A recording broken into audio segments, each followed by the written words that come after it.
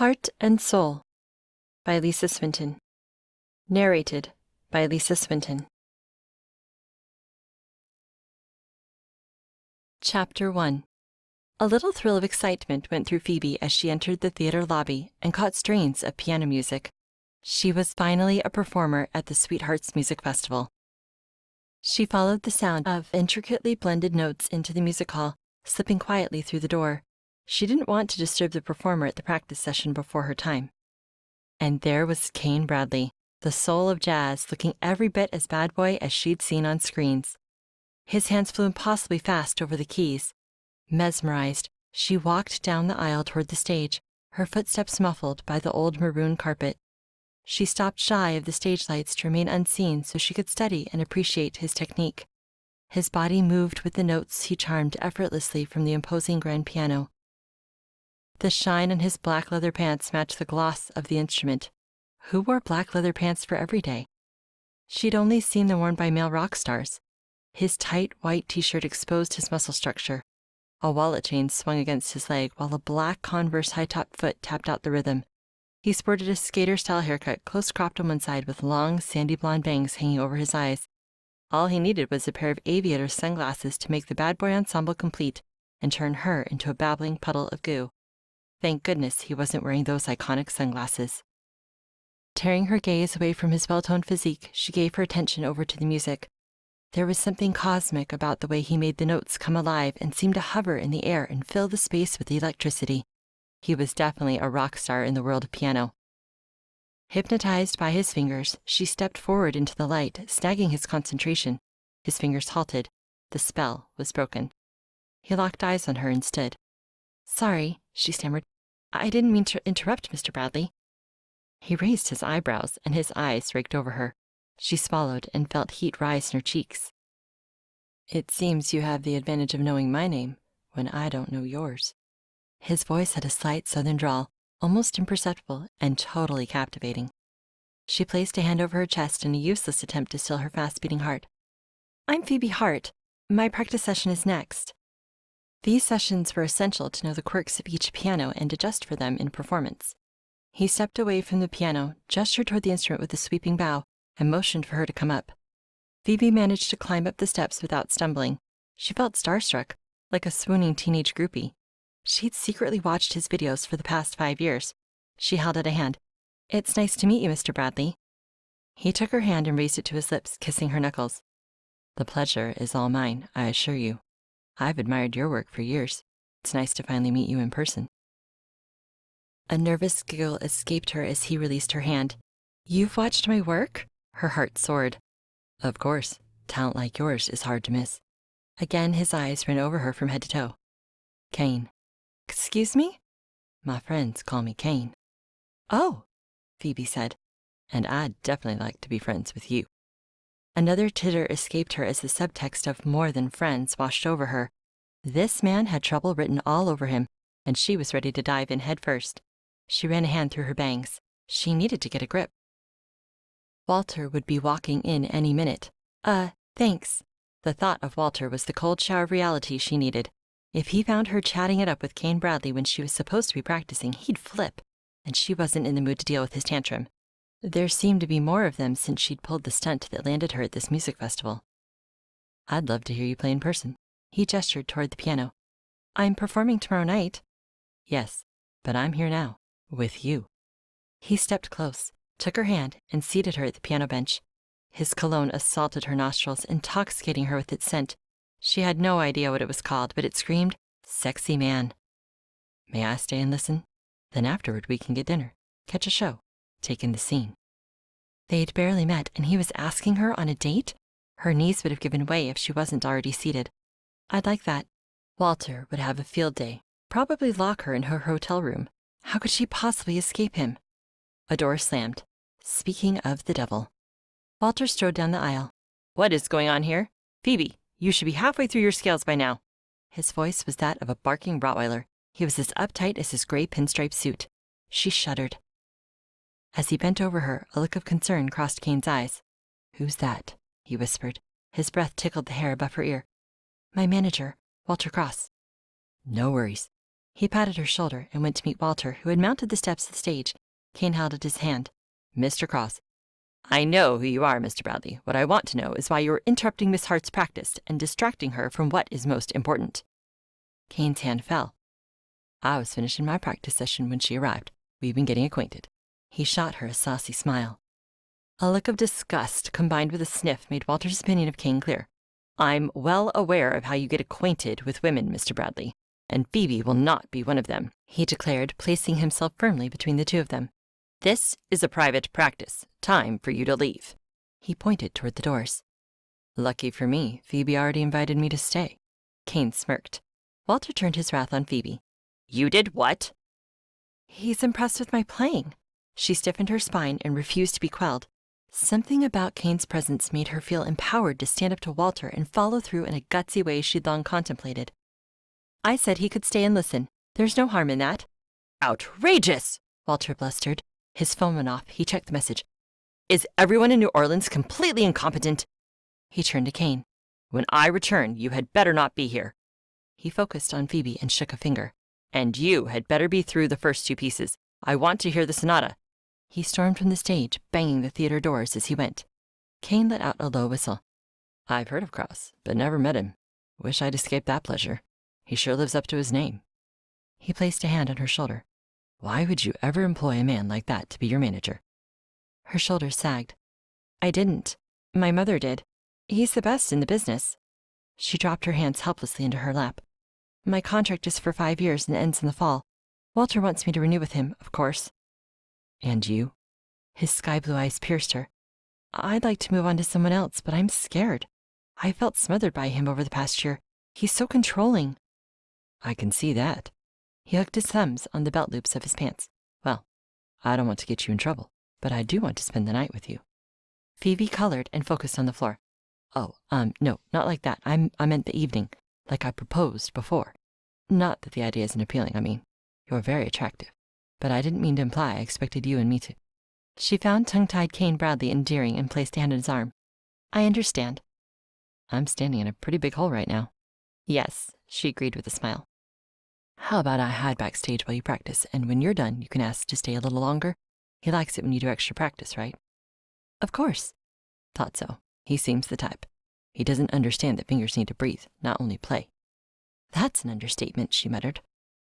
Great. Tell him you'll head back to the hotel after practice, only you'll be having dinner, a show, and a chat with me before you get there.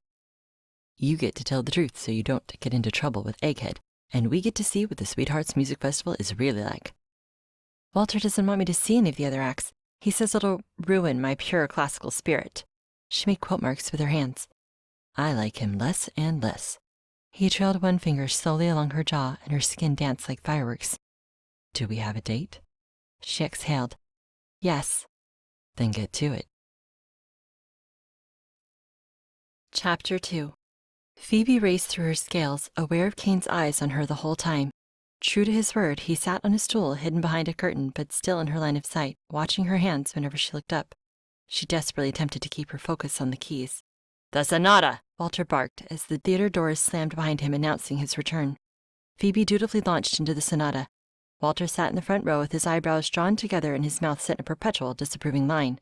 When she finished, she ordered, Brahms and Bach, and no mistakes. He wagged a finger at her. Phoebe took a deep breath and played the required pieces. When she finished, she hung her head. Walter approached the stage and slammed a flat palm onto its wooden surface. Here less than 5 minutes, and he's already distracted you. There were errors in every piece.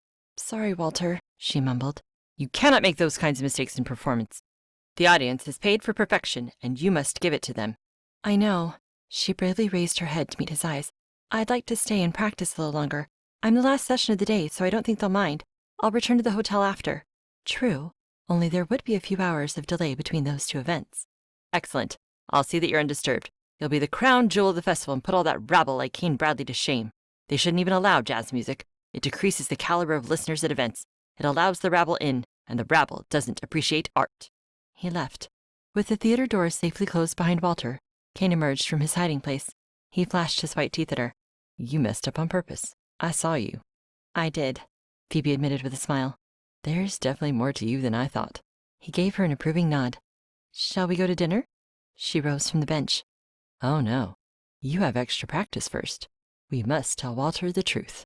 He gripped her shoulders and swung her to face the keyboard again. His hands slid down her arms and over her hands. "Start the sonata again, only this time we'll play together." His low, sultry voice in her ear made her insides quiver. "You know Beethoven?" "Any jazz pianist worth his soul knows the classics. You have to know the masters in order to improve on them. Ready?" She nodded, unable to speak with his chest pressed against her back. Their fingers slowly moved over the keys. "And now this." His right hand guided hers through a small modification of the melody while their left hands kept their notes. Then they returned to the scripted notes. He did the same exercise with her left hand. Phoebe couldn't help but compare this moment to the pottery scene in Ghost. She was all too aware of how real the man was behind her, while the muscles in his chest and arms contracted and flexed against her skin through her blue sundress.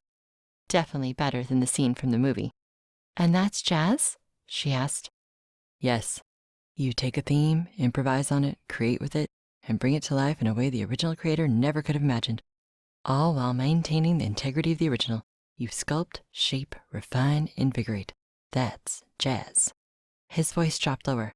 "And now you know the secret." His hands slid up her arms and came to rest on her shoulders. "Now you try it." Phoebe couldn't say why her hands weren't shaking, because it certainly felt like the earthquake happening inside her was trying to get out. Tentative, she started the sonata from where they'd left off. With a deep breath, she replicated the notes he'd shown her. Kane squeezed her shoulders. "Not the notes I played. The notes inside you. Feel the keys. Listen to what they're trying to tell you. They know what they want, how they want to sound. You only have to find their souls and release them." He dropped one kiss on her jaw right below her ear. "Try." Phoebe gasped at the feel of his lips on her skin. Her fingers broke free of their soldiered marching of the keys and flowed through an unscripted variation of the original. "You're doing it, Phoebe." He spoke her name in a soft caress. He dropped another kiss on her neck. Her fingers found their own way across the keyboard, interweaving white and black keys in ways she'd never dared, never dreamed. She wasn't thinking notes, wasn't hearing them in her head. They were a part of her, and she was a part of them. They were one living organism. It was a thrilling, exhilarating experience. Something deep and primal unlocked inside her and was released.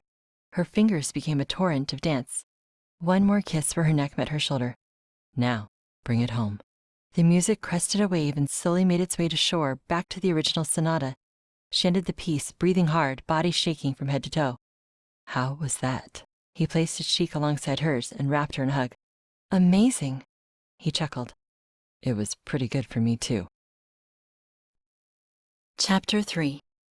Phoebe floated out of the theater on a euphoric high. "Does it always feel like that when you play jazz?" "I don't know that I felt like what just happened in there. It was special. Magical." He took her hand. "But yes, when I play, there's something very much like that happening between me, the piano, and the audience." "Maybe I should switch careers from classical to jazz," she said wistfully. Holding hands with him felt right, palm to palm, soul to soul. "I wouldn't go giving up classical yet." He tugged her toward a doorway. "Let's eat here. The cab driver said it has phenomenal gumbo." "I've never had gumbo," she confessed. "Really?" His surprise was evident. "Then you haven't lived." She shook her head. "You'll find I've done very little living." A hostess waved them to a dimly lit corner table. The walls were painted a vibrant pink with splashes of turquoise and purple. Instruments hung from the walls, along with artwork. An Edison bulb suspended over their table, and a candle and a green glass votive were all the illumination provided. Phoebe admired the interplay of light against Kane's angular features. A waitress hustled over to them and took their drink orders. "We'll have the gumbo," Kane supplied before she could slip away. The place seemed to have filled up in the past 5 minutes. The waitress nodded in acknowledgement before taking the order at the next table. "This song is one of my favorites," he said. Phoebe listened for the strains of music filtering through the chatter of the crowd.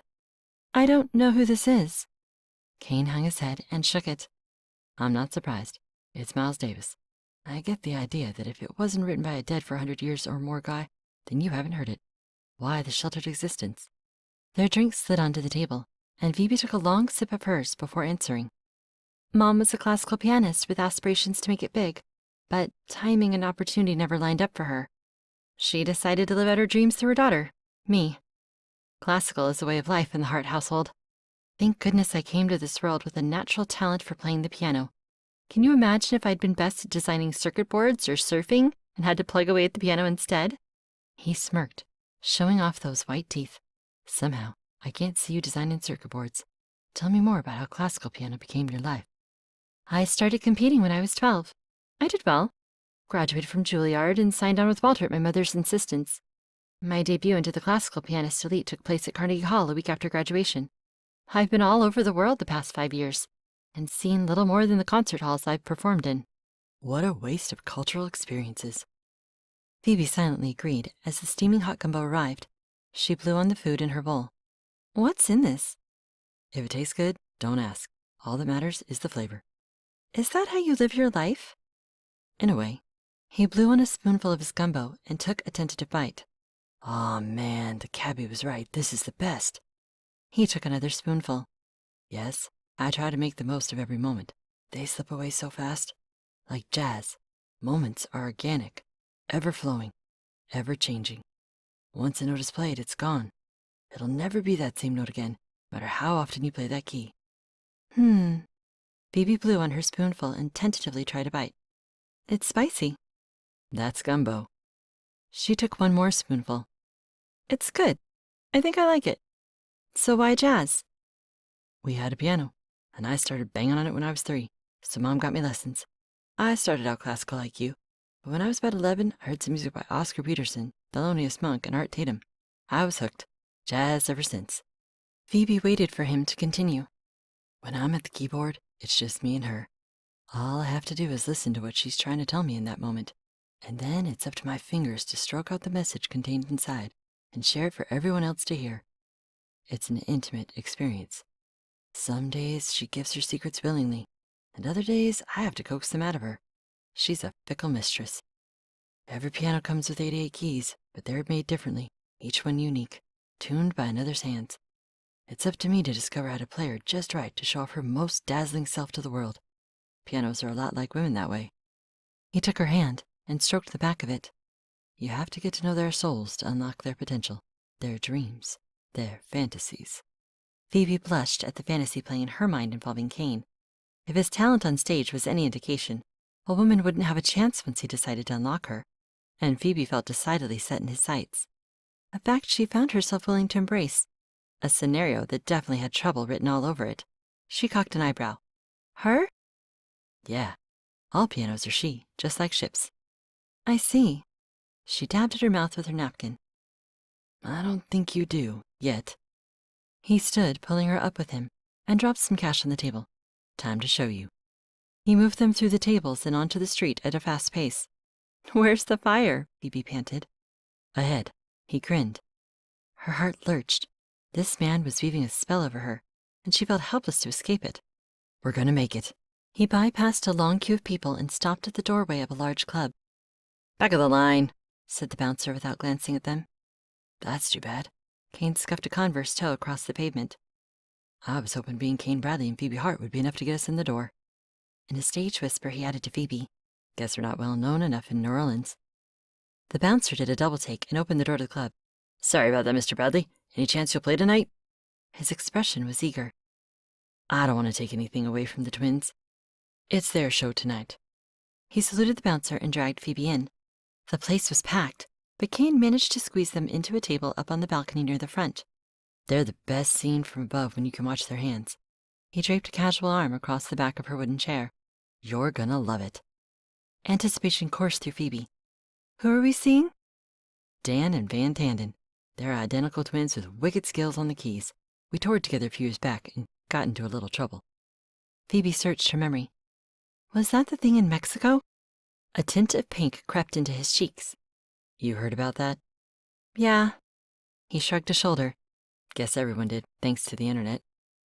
It doesn't let you hide mistakes. I'm more interested that you know who I am than about my antics. He slid her chair against his and their legs touched.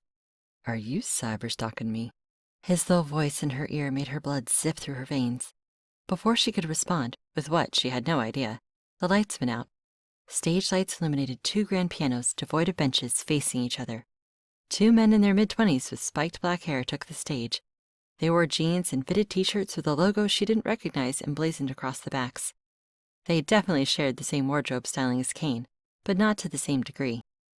Get ready for this place to explode. Kane took her hand and rested their hands against her thigh. He wrapped his fingers around her wrist. She quirked an eyebrow. I want to feel your pulse as you watch. Then I'll know how much you like it. Phoebe licked her lips and swallowed, noticing his eyes linger on her lips. They were so close. There barely seemed to be breathing room between them. A desperate need to feel his lips on hers seized Phoebe. Pounding notes rang through the air and the crowd roared. She whipped her head toward the stage. The twins played the pianos. Their bodies moved with the music. Phoebe faintly recognized the pop song they played. 4 hands improvised, battling back and forth, and each brother vied to be the crowd's favorite. Phoebe couldn't tell which twin was more talented and gave up trying. She became absorbed in the performance. As the notes raced, her breath came faster, building, lifting her from her seat. Whoa, Phoebe. Kane pulled her back down and into his lap. She spared him a glance. I can enjoy you enjoying it better from here. His arms secured her against him. With each song, the twins got better, the music wilder, and the night full of possibilities as Phoebe's musical soul awakened in a new way. With a sheen of sweat coating their bodies, the twins took a bow. One of them stepped to the microphone. You guys like that? Crowd screamed in adoration. Should we play some more? The crowd took up the chant of more. The other twin raised a hand and the audience quieted. We're happy to oblige. In fact, we'd like to up the ante. We understand Kane Bradley is here tonight. How about we invite him to play with us, or is he too chicken? He sent a wicked smile up at the balcony. The crowd shouted, Kane, Kane, Kane. That's our cue. Kane brought them to their feet. What? Her heart beat double time. Keeping a firm grip on her hand, he dragged Phoebe through the crowd, and in a head-spinning moment, they were on the stage. Who've you got with you? Asked one of the twins.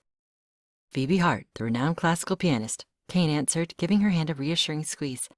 She had her first jazz lesson tonight. I thought she could join us. Wait, what? Phoebe turned panicked eyes on Kane. He dropped a kiss on her head. Do you know Heart and Soul? The twin asked. She nodded, robbed of speech. Walter would kill her for this, but she saw no way out. And truth be told, she didn't want out. She wanted in. Go over there with Dan, then. With the 4 of them stationed at the pianos, Van nodded at Dan and the piece began. Phoebe played the top keys while Dan ruled the bottom. At first, she kept to the strict melody, but as the song progressed, her fingers wandered around, rearranging the notes, making them new. She grinned at Kane, who'd kept his eyes trained on her the whole time. He smiled back. The song wrapped up, and Dan gave her a sweaty hug. Not bad for a classical chick. Thanks. The 4 of them took a bow. The guys exchanged slaps on the back and promises to get together later in the festival. Then Kane led her from the club. The cool night air brushed her skin, and she took a cleansing breath. Phoebe swiped her bangs off her forehead and tucked hair strands that had come loose from her bun behind her ears. She felt like a sweaty mess, while Kane seemed to look even more sexy covered in perspiration. The unfairness of the sexes. You up for a walk? Kane took her hand. I think I could fly. Well, as much as I'd like to see that, I'd rather keep you here with me. He steered them out of the French Quarter and toward the river. Phoebe ducked her head. I bet you say that to all the girls. She needed to keep in mind Kane's reputation, or she'd lose her head and heart completely. She was a fling to him. Despite what people say about me, I've had very few personal relationships, and I take women as seriously as jazz. The whole bad boy player thing is a persona, facade, a publicity scam. That's not really me at all. When you get right down to it, I'm just a guy from Alabama who loves jazz. He brushed his sandy-colored bangs out of his eyes. Her fingers itched to run through his hair. She wanted to believe the sincerity she read in his blue eyes, but he was an artist, a performer, and she wasn't sure how good an actor he might be. Still not convinced, huh? Well... They walked along in charged silence until they came to the river. I want to thank you for tonight, Phoebe said. That sounds terribly like good night. Well, there's not much more to say. Tonight's been the most incredible one of my life, and I'll never forget it. He trailed a finger up her arm and traced her collarbone. Phoebe's toes curled. Say that you'd like to see where this could go as much as I do. His hand sneaked around her waist and brought her close until they were body to body. How did you ever convince Walter to let you come to this festival? It's outside your usual route. She couldn't swallow her smile. I announced it on national television, on the Martha Kramer show. The invitation came the week before, and Walter wouldn't let me accept it. Once I told everyone I'd be here, he had to make it happen. She shuddered. We had an ugly conversation afterward. Fire him. She shook her head. I can't. Who would I get as my manager? I've only known Walter, and as difficult as he is, he's very good at his job. But at your expense, Kane pointed out. He's never stolen money from me. I wasn't talking about money, honey. He's stolen your time, kept your soul under lock and key. Think about all you've experienced tonight. Do you really want to go back to what you had before, knowing there's so much more out there? No, she whispered. The thought of being stuck under Walter's thumb again made her stomach churn. My manager happens to be looking to pick up new talent. What do you say? His hands ran from her waist up to the nape of her neck, leaving a trail of heat in their wake. I don't know. This is all so fast. I don't remember all the terms of the contract. We could go on tour together. He pulled the pins holding her bun in place out, and her blonde hair fell around her shoulders. I've wanted to do that since the moment I saw you. Phoebe thought her heart would explode with him looking at her like that. And? You're even more beautiful than I thought. The pins dropped to the ground. His mouth found hers, warm and tender, exploring, turning fierce and hungry at times, before morphing back into exquisite longing. Phoebe lost track of lips and hands in the exchange. The moonlight on the water, the sounds of the night and time all faded away. Her heart flipped, dipped, raced and soared, and yet she found herself grounded in Kane's embrace at the same time. A craving in her soul she hadn't known existed, finally felt satisfied. Both of them breathing hard, he asked, How am I doing? She chuckled. You want a scorecard? I want to know if you feel as exhilarated as I do. Well, the kissing bar wasn't set very high. You only had to top the awkward doorstep kiss after prom. Kane's lips paused, mid-kiss on her neck, and he pulled back to look into her eyes. You mean to tell me this is your first real kiss? Yes. This admission made her feel shy, but she voiced the bold thought in her head. There's been no time for dating or relationships in my life, though I seem to have picked an excellent teacher to study under.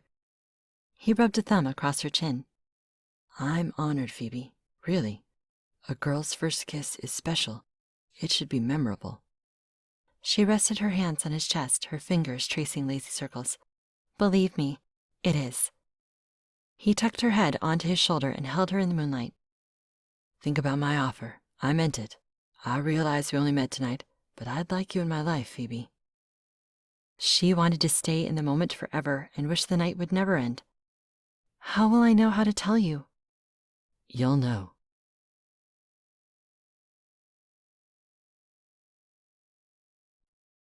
Walter summoned Phoebe to his hotel room before breakfast. She arrived, part anxiety, part courage, and with no idea which of those would win out. She stepped through the door. What is the meaning of this? Walter shoved his phone into her hands, a video already in progress. It was of her on the piano with Dan. It went viral overnight. It's all over the internet. You are trending along with those scums of the jazz world. His hands curled into fists. You were supposed to practice and come back to the hotel, he growled. I did practice and come back to the hotel, Phoebe answered, grateful her voice didn't shake the way her insides did. I made a few stops in between. You lied. You are in violation of your contract. No drinking, no dating, no debauchery. I didn't. I am having to do all sorts of damage control. Do you realize how this tarnishes your image as a classical pianist? I think this adds another dimension for my fans. Don't you think they like a little variety now and then? No! He took his phone and replaced it in his suit pocket. Let me explain how this is going to go down. You are going to stick to the schedule I have printed out. He thrust a paper into her hands. And under no circumstances are you to ever see Kane Bradley again. She perused the grueling practice and publicity schedule before folding it into fours and stuffing it in her purse. I'll keep to the schedule, Walter, but you can't forbid me to see Kane. I'm 26, not the doe-eyed girl you signed papers with 5 years ago. I have music I want to explore. I want to experience life. He threw his hands up. See the madness he has created in only a few short hours. No wonder he is named after the devil's first victim. Chaos and havoc are what he leaves in his wake. He wagged a finger at her. You won't be any different, and I won't be here to pick up your shattered remains when he dumps you. At that point, you'll be classical trash, and I only represent professionals. He buttoned his suit jacket and sniffed. I will see you at the press conference and the performance. No diversions or distractions. Do you understand me? She dropped her head. Yes, Walter. If you perform perfectly tonight and agree never to see that man again, then we can go on as if this never happened. He opened the door. I will let you know if I still wish to represent you after tonight. She exited. After the door clicked shut behind her, she sagged against the wall in relief. She took a deep breath and headed to breakfast. She had a decision to make. Phoebe took a deep breath and stepped onto the stage. She took her seat and began the first song. Her program had been touted as a night with Brahms, Beethoven, and Bach. She'd finished with Beethoven's Sonata, the one she'd improvised with Kane the night before. All day long he'd been at the back of her thoughts, tantalizing her with his offer of a new style and sound of music, one that excited and thrilled her in a way the classics couldn't. And their kiss was never far from her mind either. His kiss wasn't simply soul-searching, it was soul-searing. When she thought about never seeing him again, she wanted to cry. Such an instant connection with someone was so far out of her experience that she didn't know if she could trust it. She didn't know if she had the courage to see it through. It was a dangerous move. He was dangerous. That made him so attractive to her limited life. The Brahms piece was over before she knew it. She acknowledged the applause and then moved on to Bach. Her mind mulled over her decision, while her muscle memory supplied the music. Over the top of the piano, someone caught her eye. Kane stood just behind Walter. Her heart skipped a beat and her finger missed a note. Walter's mouth formed a grim line. Kane watched her, his eyes piercing her, asking the unanswered question, waiting for the unspoken words. Walter followed her line of sight. He said something to Kane, who only shook his head. It only took a moment for the argument to become heated. Phoebe's fingers soldiered on. Then 2 security guards joined the men. It was obvious Walter wanted Kane bodily removed. Kane's eyes pleaded with hers as the guards pulled his arms behind his back. He struggled to free himself. In the moment, Phoebe knew how to say what words couldn't, how to answer him. Her fingers began their own dance over the keys, taking the melody and mixing it with her own feelings. The 4 men stopped. Walter's face froze in a horrific stare. A trill here, a run down the keyboard there. Quick dash back to establish the main theme, and then her fingers were off again.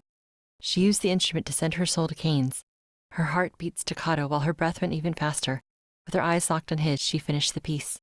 Silence reigned for a moment before the audience broke into thunderous applause, a standing ovation, and clamors for more. Phoebe barely heard it. Her eyes were on Kane. Did he hear her and understand? She bowed and left the stage. She'd jumped into the deep end of the pool. Time to see if she could swim. That was an outrage, Walter hissed. No reputable performance space will ever let you in now. I'm washing my hands of you. You're fired. Good, because you're fired, or I quit. Whatever you want to call it. You and I are through. She shook with emotion. Have your assistant send me the paperwork. I'll never work with you again. Walter stalked away. Kane shook off the security guards and wrapped Phoebe in his arms. They loved you. Listen, they're still applauding. Claps sounded in her ears. They want an encore. He pushed her toward the lights. They can wait. I want you. She kissed him fiercely, and he responded in kind but cut it short. He shook his head. We'll finish that later. Right now you need to get back out there. She pulled him on stage with her and guided them to the piano. Shall we? Phoebe wished she could play piano with Kane while kissing, an experiment worth trying later, as they dove into their own rendition of Heart and Soul. Thank you for listening to Heart and Soul by Lisa Swinton. Copyright of the text 2017. Narrated by Lisa Swinton. Copyright of the production 2024. You can learn more about Lisa Swinton at www.lisaswinton.com.